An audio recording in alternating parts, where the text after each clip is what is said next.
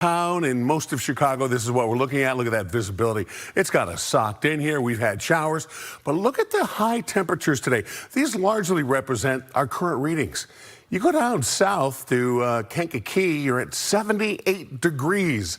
61 along the lake at Waukegan. It's 60 in Woodstock. Low 60s across the north and northwest. But those temperatures down to the south are approaching 80 degrees. 79 degrees right now at Gary. There's some sunshine down there as well.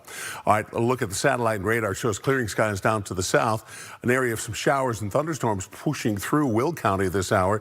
We have the possibility of some stronger showers and thunderstorms. We'll keep an eye on those for you as we go through the rest of the afternoon and into the evening. There's more chances of rainfall tonight and even tomorrow. I'll run down the timeline on that for you coming up. Well, people from Chicago and all over made their way here to show love to Reverend Jesse Jackson Sr. The services are still going on. He passed last month at 84, taking on a rare neurological disorder. The crowd turned out to lift up his story, his work, and everything he stood for. He ran for president twice in the 80s and literally changed the rules of the democracy and the democratic politics. Yes, he's pushing national party leaders to award primary candidates a percentage of delegates in proportion to their vote total, doing away with the winner-take-all contest. A change that the 44th president says paved the way for him. Because of Jesse, the Democratic Party changed its rules, ending the winner-take-all distribution of delegates during presidential primaries, which meant underdogs and outsiders like Bill Clinton or Bernie Sanders could stay competitive and build momentum instead of getting knocked out early. And it was because of that path that he had laid, because of his courage, his audacity, that 2 decades later, a young black senator from Chicago's South Side would even be taken seriously as a candidate for the presidential nomination. The Jackson family said leave politics at home, but Mayor Brandon Johnson delivered a rally cry for political justice, reflecting on a trip with Jackson to the Selma Bridge. Johnson says it was Jackson's instincts that told him there was something worth fighting for on the other side.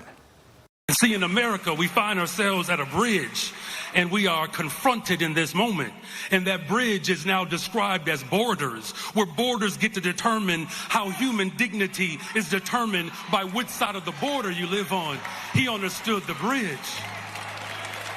And so now we are in the midst of a choice to choose hope over despair, light over darkness, love over hate, because he knew there was too much to gain on the other side of the bridge. Bishop shared, I think I feel my help coming.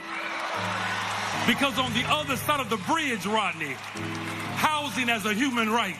On the other side of the bridge, health care for all. On the other side of the bridge, safe and affordable cities. Accessible transportation, finally fully funding our public education system. It is time to cross the bridge, you all, to build an economy that works for all. Black, brown, white, Asian, young, old. It is time for the ultra-rich to pay their fair share in taxes on the other side of the bridge. We also heard from Governor J.B. Pritzker reflecting on how Jackson loved the political game and would often pull him aside to talk current events. Pritzker also says that no matter how far Jackson's reach as a global ambassador, he was still a Chicagoan. Here in Chicago, he was our neighbor.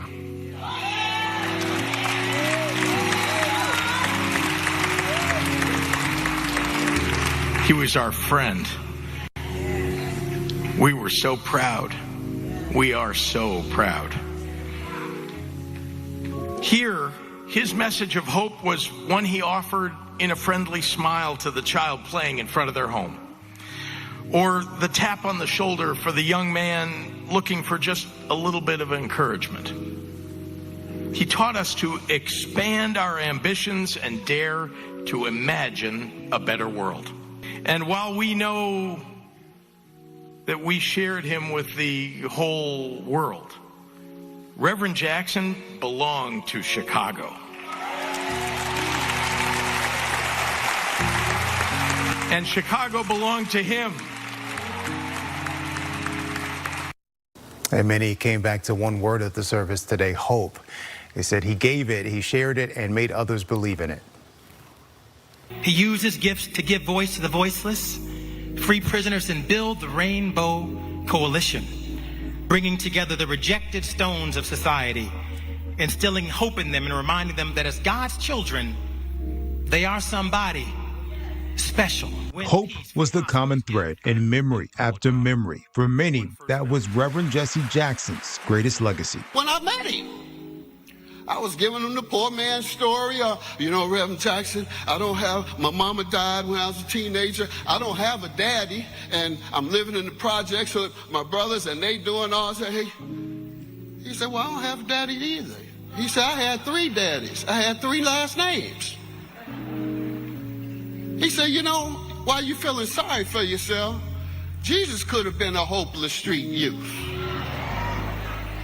But he fought back. And the way he continued to talk about it, some way I seemed that he was reflecting on his own life. So I began later to put it together. And I said, yes, indeed. Jesse Jackson could have been a street youth, born under the same circumstances, born in substandard housing in Greenfield. 3 last names, wasn't sure who his father really was. Folks gossiped. Come on now. Joseph can't have no baby. Who that baby daddy? Didn't have the right to vote in Greenfield under King Herod. The government was on his back. J. Edgar Hoover. But he didn't run to the corner and complain. Oh, my mama was a teenage mama. I don't have the right to vote. The government is on my back. Give me a swig of that wine. He didn't do that. He said, I am the son of Helen Burns, and I have come and sent by God to change my condition and the condition of this world. Hope showed up in actions, in private and in public. We thank you that Jesse Louis Jackson not only called us to keep hope alive, but showed us what hope looked like every day. Never quitting, never assimilating, never selling out, but lived with the tenacity, endurance, and courage and boldness because his hope was based on his faith. Hope lives and people keep the work going when they take up the challenge and push forward. We will put the good Reverend, my father, to rest today, and will honor him by building upon his work and taking up the challenge. And so while he would be delighted to witness this gathering of friends and allies, and sorry to not be here to conduct it personally, he would be intent that we stay the course and carry on the struggle for justice. I thank you all for being a part, not just of his work over the years, but to the shared commitment of our future together. Keep hope alive. And at Operation Push on the South Side, the work of Jackson reached millions through televised broadcasts, rallies, and marches. And tonight we are hearing from Jackson's childhood friend and some of the people that helped him document the movement. I am somebody. I am somebody. Red and yellow, brown, black, and white. We're all precious in God's sight.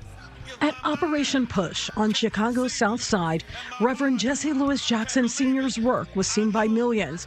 But behind the cameras were the people helping document the movement. He was a really down-to-earth person. For nearly 2 decades, Calvin Steen helped produce Jackson's television programs and events. That work often meant early mornings and long days, but it also meant witnessing history up close and personal. It was something I got to meet a whole bunch of people that I would have never gotten close to if it had not been for him. I traveled with him to New York. I traveled with him. We went to New Orleans when it flooded. That was an experience. I mean, it was just wonderful. And it was amazing the way he could draw a crowd. They would just, gravitate to him. Melanie Brown worked with Jackson 14 years. She says documenting his work was both humbling and historic. It's been humbling and I'm grateful. You know, just seeing all the people that come through there and everybody that Rev showed love to and helped. I've been to marches with him. Just documenting all that history is just amazing.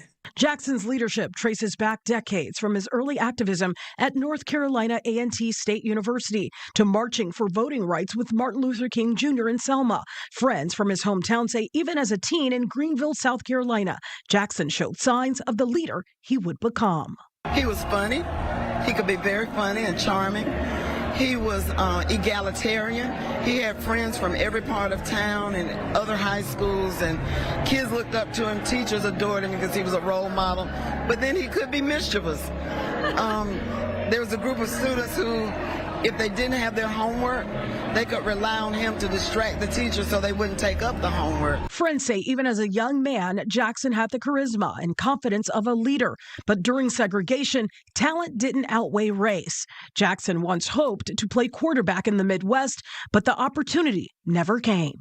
Maybe we should play quarterback in Illinois. Yeah. And the fact that he felt he had the talent, but that he wasn't able to make the team made him very depressed. And I know he and my dad had a few conversations, and he said, you don't have to stay there. You can come back and go to North Carolina A&T. They'll love you. You'll play. And that was sort of how that worked out. That leadership would eventually carry Jackson to national prominence, including 2 historic campaigns for president and decades of advocacy for civil rights and economic justice. That would pave the way for Barack Obama to become the first Black president. All those things matter. Barack Obama does not win Iowa primary in 2008 had those things not happened in the 1980s. I mean, Jesse Jackson absolutely paved the way and brought it to the political. Certainly, you know, I think about him sometimes metaphorically. He's standing below when Dr. King shot at the Lorraine Motel, right? But the baton drops when Dr. King shot, and Jesse Jackson picked it up. 58 years he ran. Sometimes ran a little slower, sometimes jogged. He got a little tired at the end, but he never stopped running with that baton, and he took it to the next level, which was politics. A procession will impact the evening commute as Jackson will be laid to rest at Oakwood Cemetery. This is in the Greater Grand Crossing area. Motorcades to both Midway and O'Hare are also expected to cause some traffic disruptions over the next few hours as well. Now, we do know Pastor Jamal Bryant of New Birth Missionary Baptist Church is up speaking right now, but there were nearly 36 speakers at today's People's Celebration, including former Presidents Bill Clinton and also Joe Biden, also former Vice President Kamala Harris. You can find all of today's remarks in full on our website, fox32chicago.com. Well, a lot happened today. We'll update you on everything going on in the world and here in Chicago. Including this, a chance for severe weather. Mark is tracking the timing. His forecast is just minutes away. First, let's run back some of the music from Jesse Jackson's celebration. But the morning cometh. The Lord is our light and our salvation. Whom shall we fear? Don't let opposition break your spirit. It's healing time. It's hope time. It's Hillary time.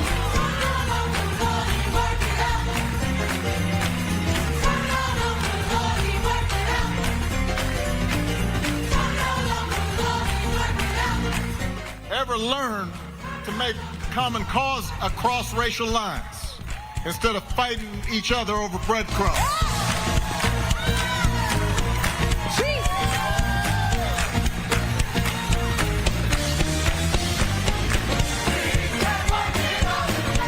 We thank you that there was no fight too small nor too big that he was unwilling to take on.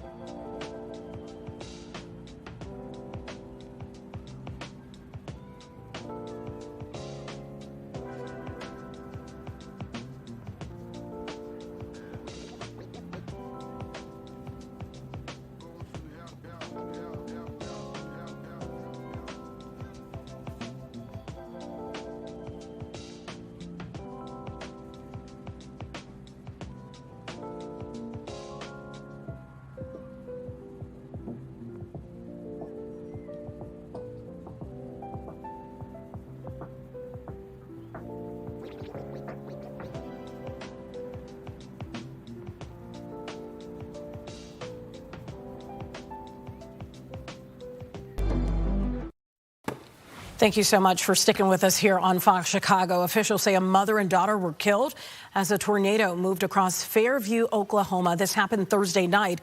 According to the National Weather Service, at least 4 tornadoes touched down in the western part of the state there. All right, let's take a look outside. Mark, any severe weather threats here for us to worry about? We are definitely in the potential area for severe weather as we go through the evening. In fact, we are tracking a tornado right now across south central Michigan. This has been present here for quite some time over the last hour or so. It continues to trek off towards the east. Again, it's not a threat for us, but in the Midwest, we are showing a tornado. This is our threat matrix here. Green is a level 1 and yellow is a level 2. Right now, it looks like our primary threat would be, if we do see some severe weather as we go through this late afternoon and into the early evening, would be some gusty winds, some hail. Obviously, some dangerous lightning is also potential. You can kind of see the lakefront here. That's because the fog is very thick, very intense. Visibility has dropped down to just a few hundred feet in some cases. That's how it looks right here. Meanwhile, down to the south where we're seeing temperatures in the 70s, 73 degrees at Midway, 75 degrees in Chicago Heights, nearly 80 degrees right now in Kankakee, and we're showing 79 degrees at Gary. Down south, we're seeing a surge of warmer air push across the area as that warm front continues to roll through, and there's actually some sunshine, again, south of Interstate 80 with a couple of fair weather clouds. Meanwhile, take you up to the north side, temperatures in the lower 60s. A huge temperature contrast. We'll continue to track the latest showers and thunderstorms and keep an eye out for anything severe that breaks loose through the afternoon or the evening. All right, Mark, thank you so much. Oil spike this week, and it's showing up at the gas station. What's unfolding for drivers and what experts are watching now? The Department of Justice releases over a dozen more files related to Jeffrey Epstein, and this batch includes multiple allegations against President Trump. Something's about to change for teens online in Indiana, and it's not just TikTok.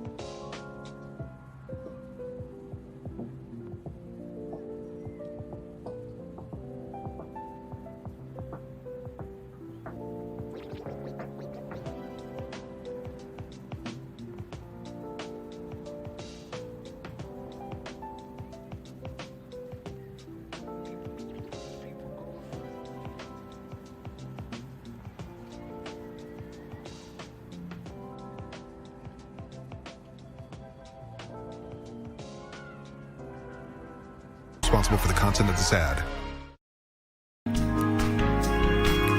Family, please. The family is going behind the casket. The family is going behind the casket.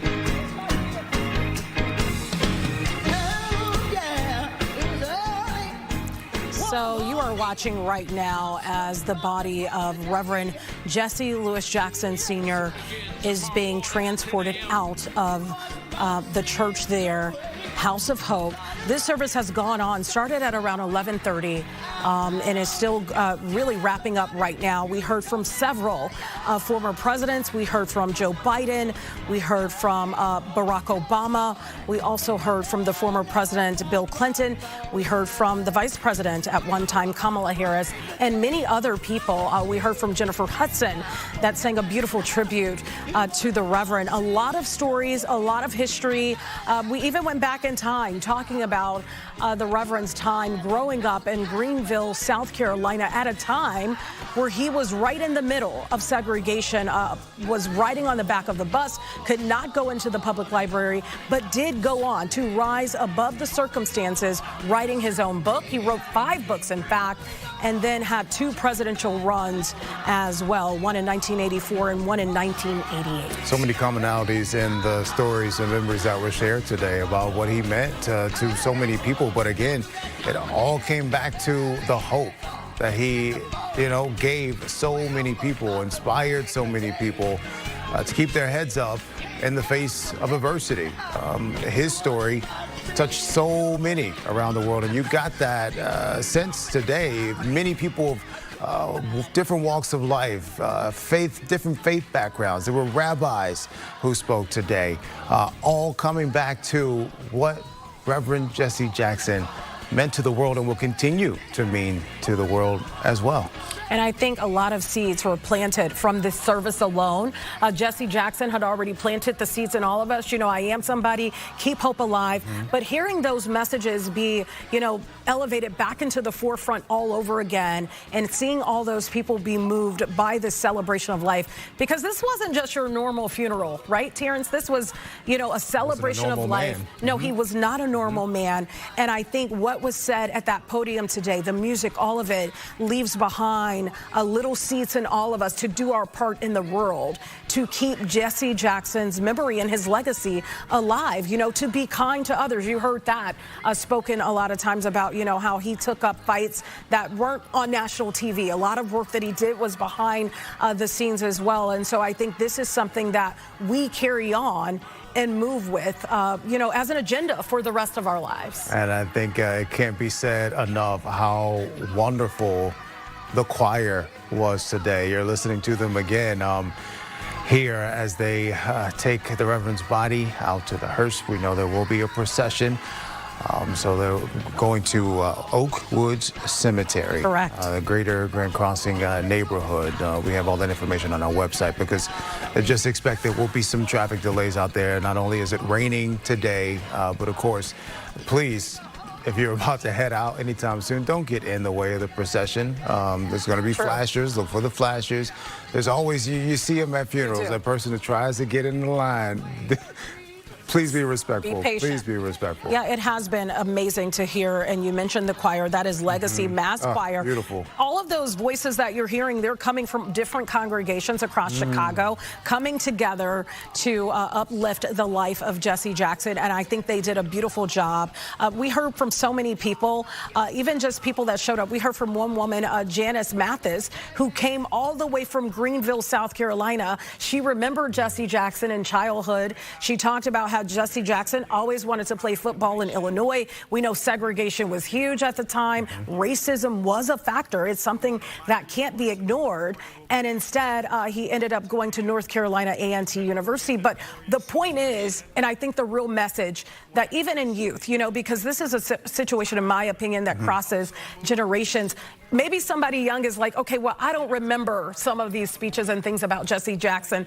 But one thing you can take away is no matter your circumstance, circumstance, no matter the adversity in your life, that you can rise above it. Jesse Jackson was born to an 18-year-old single mother who was still in high school when he was born. He could have said, and we heard some speakers say this, he could have said, you know what, I'm going to give up. I think it was in your story about what Judge Mathis had to say there. Right. He said he could have given up, but he decided to carry the torch. And also keep in mind, you know, we talk about trauma a lot, you know, on this newscast. Yeah, that was him as a little boy. He saw Martin Luther King's death. Yeah. And for some people, something traumatic like that could railroad the rest of your life. But instead, he decided to pick up the torch, and he carried it. And he carried it very well.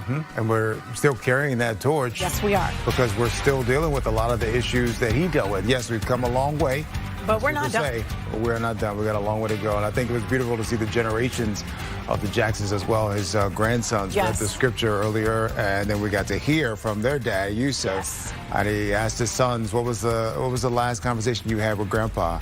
And they both said that he loves us. Beautiful. I mean, we could end it right there. Tears. Yeah, absolutely. Yeah. Stay with us. We'll be right back. If you want total health care from a provider you trust, Hi, Blair.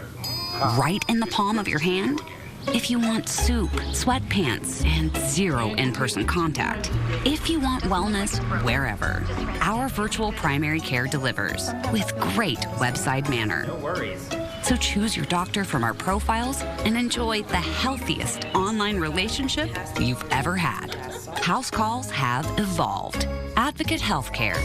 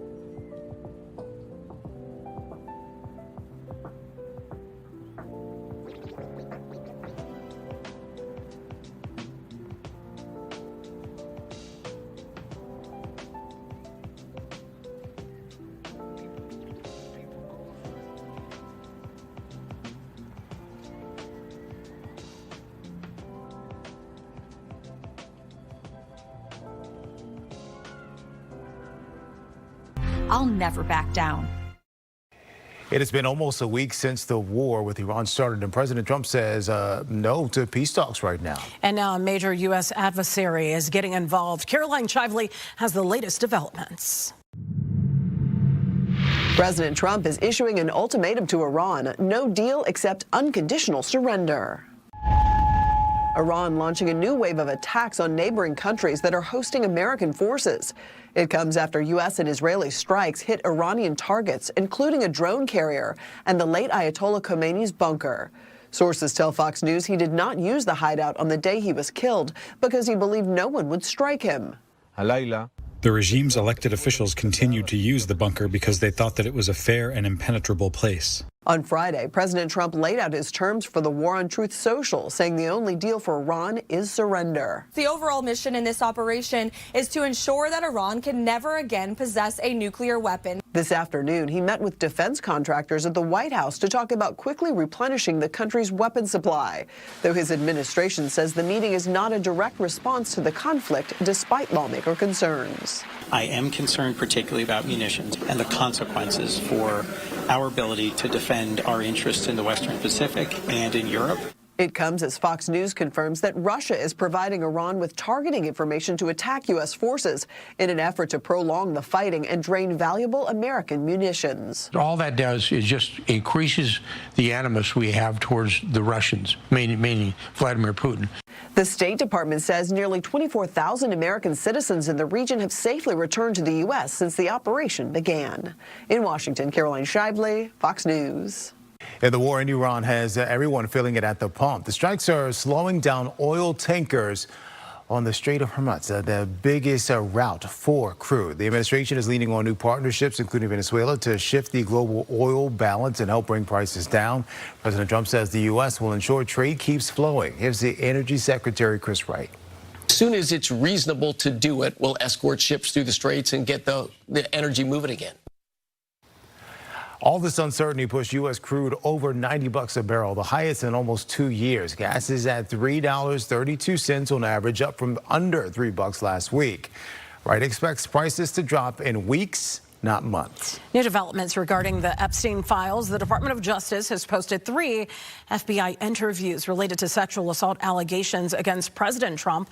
They had been previously missing. The records involve a woman who told agents she was sexually abused by Jeffrey Epstein and Trump starting when she was just 13 years old. Trump has repeatedly denied any wrongdoing in connection with Epstein. It's unclear why the witness allegations against the president were not released. All right, we want to take a live look outside right now. You can see some wet streets out there. Little rain has come down. I can't tell if it's still raining, but it's very obvious that it was at some point. And I can tell that it is 64 degrees out there. So know when it's that warm and you got some wet weather and precipitation, it could be some storms brewing. Could get severe up in here. Yes, it could. Ain't that right, Marshall? Yeah, in fact, to your point, as we're looking down the street there, you can kind of see a little gleam off the street, some sunshine happening here, trying to break through that dense fog.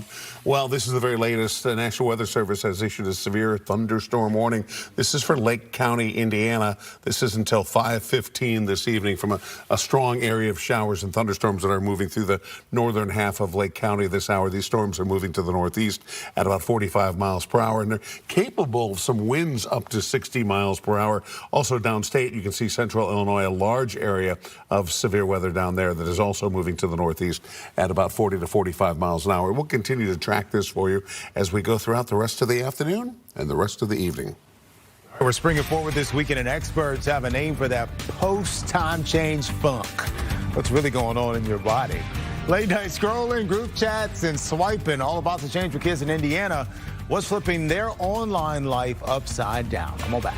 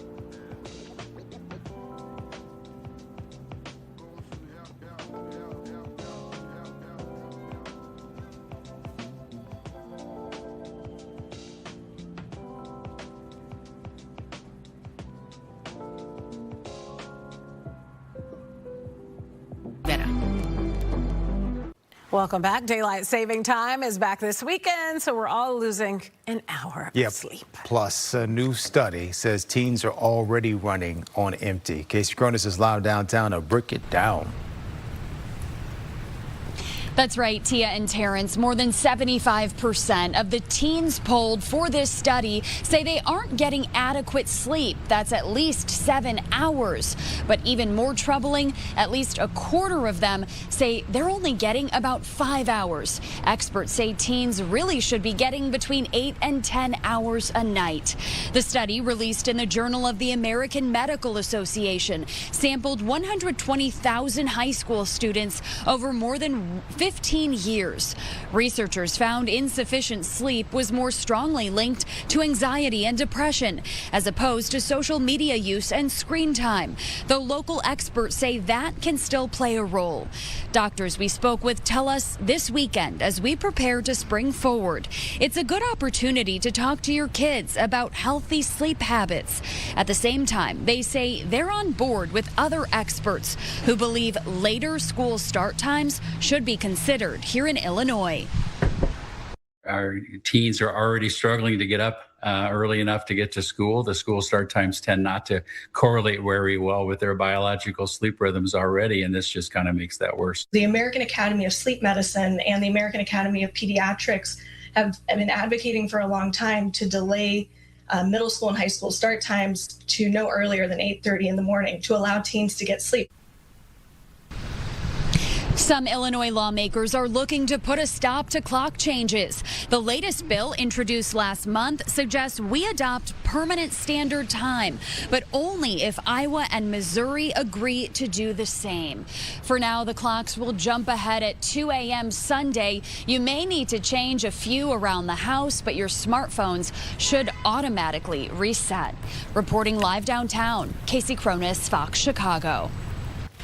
All right, well, there's a new bag tax idea in Springfield. And it's got a little something that could catch you off guard. We'll show you what makes this one different. But first, here's a look at your trip home. And you do see a lot of red out there. Make sure you take it slow. Those roads are already slick. Slow down, pay attention, put the phones down. Yes. And you'll get where you're going safely. Stay with us. We'll be right back. Amen. That was a word.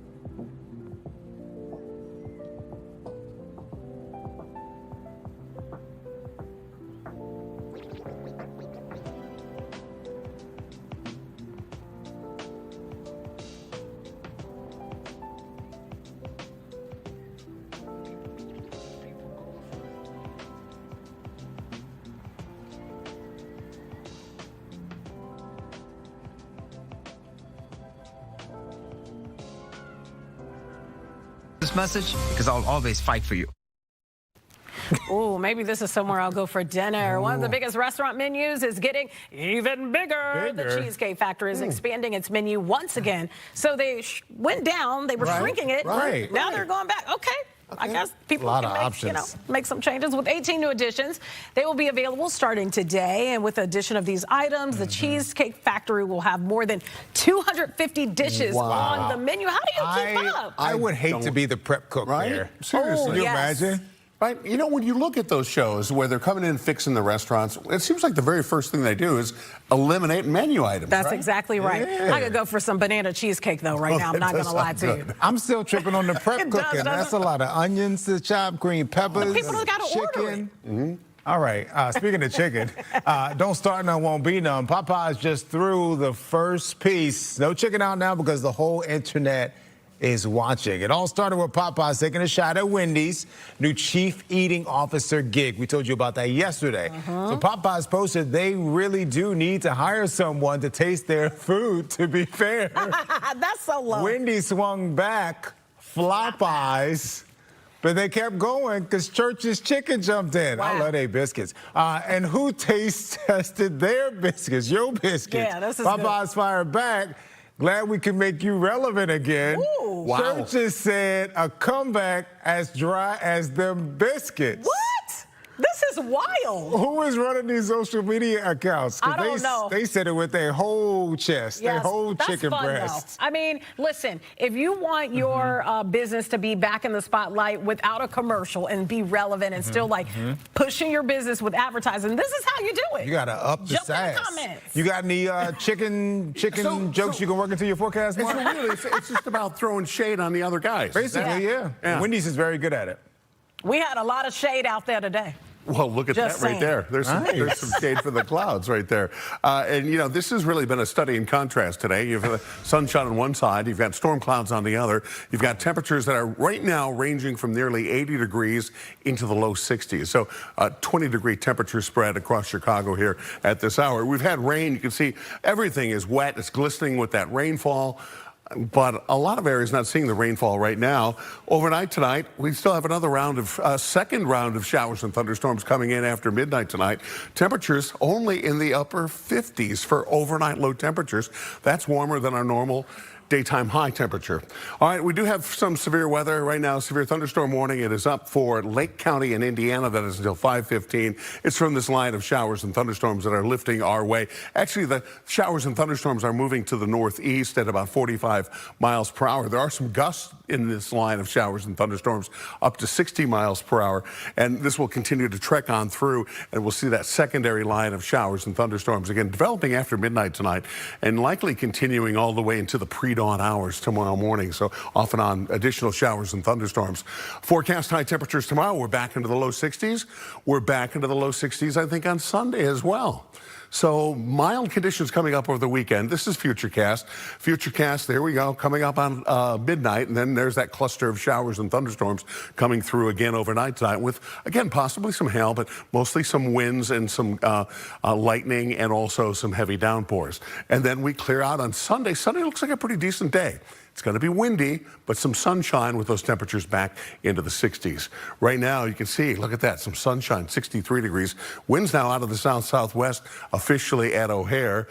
And this line of showers and thunderstorms stretching from all the way from Canada, all the way back down to Kansas City. And yeah, that is snowfall out over the high plains. Look at these temperatures. They're crazy. Last hour, 79 degrees at Gary. 60 degrees at Woodstock, 62 degrees in DeKalb, 75 degrees right now in Kankakee. Temperatures 60s over the weekend. We're dry for the most part on Sunday. Monday also looks relatively dry with some decent conditions. Temperatures of 70 degrees. Warm front continues to push northward here tonight. There's your showers and thunderstorms overnight tonight. Not a whole lot of activity tomorrow, but still a chance of some showers. And then we're drying out with some sunshine on Sunday. Again, both days, Saturday and Sunday, are looking pretty decent with those temperatures well above average into the low 60s. 57 tonight. Another round of showers and thunderstorms overnight tonight. Temperatures tomorrow 62, a few showers and thunderstorms. Falling temperatures, though, during the afternoon. We'll have temperatures, though, back into the 60s on Sunday. Monday looking good. Then another round of showers and thunderstorms as we stay above average, but we cool off a little sharply as we go through the rest of the week. All right, stick around. We've got more coming up right after this break.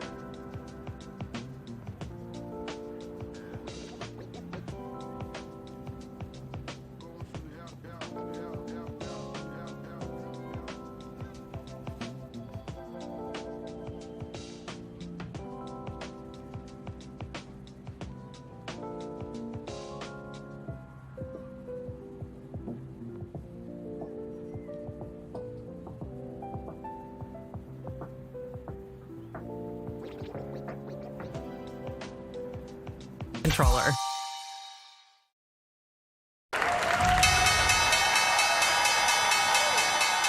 Stocks closed lower for the day and the week. The February jobs report showed payrolls unexpectedly fell by 92,000, widely missing expectations that more than 55,000 jobs would be added during the month. The job loss numbers were the second highest since the first year of the pandemic. Well, tax day is still a month or so away, so no need to panic just yet. Yeah, but this year some new changes could slow you down a little bit. Ted Linder shows you what to watch for.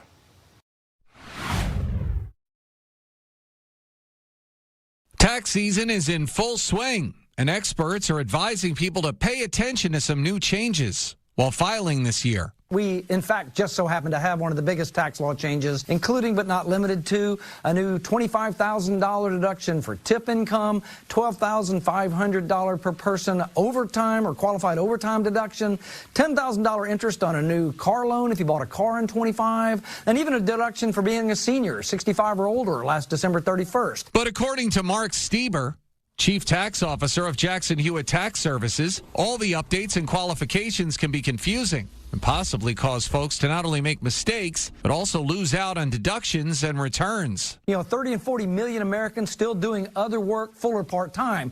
They omit a great deal of deductions. I see people who have higher education not taking some of the very nice tax credits for higher education costs. Pay attention to your taxes. It's not a zero-sum game and it'll all get fixed in the wash. You are responsible for what goes on your tax return or what you omit to put on there. Getting help from a certified tax professional can help eliminate some of the guesswork. Someone to confirm a fact, debunk a myth. And as folks keep filing, experts say you can consider making some financial adjustments for next season based on this year's results. If you got a big refund, maybe lesser estimates. If you didn't get a big refund and you owed a big bunch of money and you're real mad and angry, perhaps do it a little bit bigger estimated refund, which you're supposed to do 4 times a year. Ted Lindner, Fox News.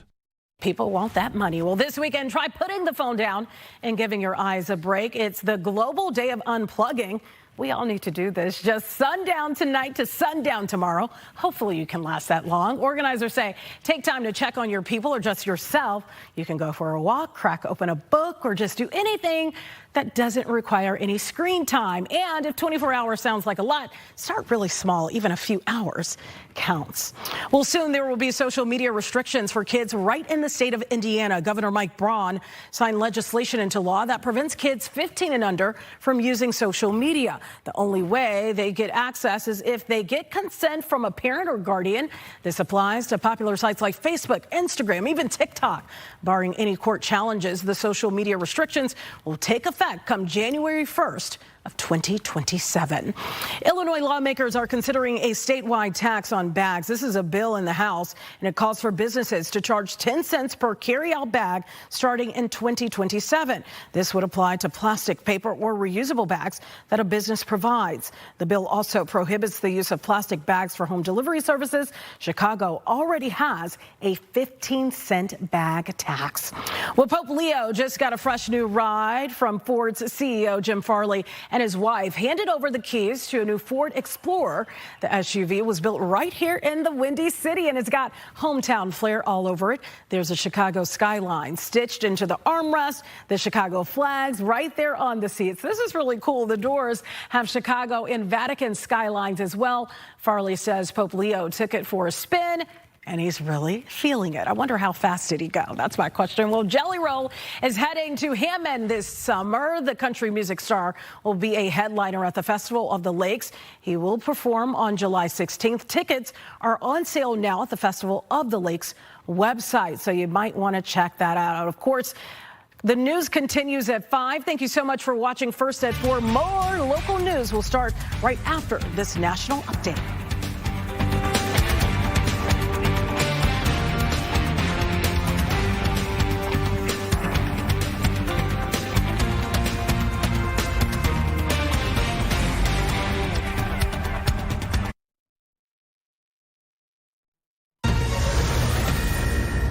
Good evening, I'm Bill Malugin, and this is your Fox News Report. It's day 7 of Operation Epic Fury, and CENTCOM says the U.S. has now struck more than 3,000 regime targets. President Trump says the only option on the table for Iran is, quote, unconditional surrender. Of course, the overall mission in this operation is to ensure that Iran can never again possess a nuclear weapon. The president also says the U.S. will help rebuild Iran after it surrenders.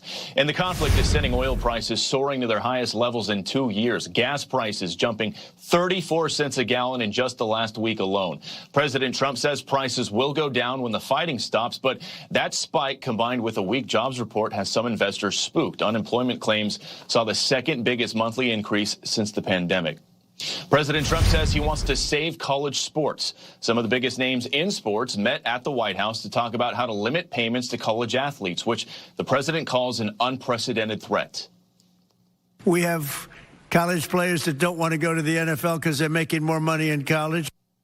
And in Chicago, thousands of mourners, including 3 former presidents,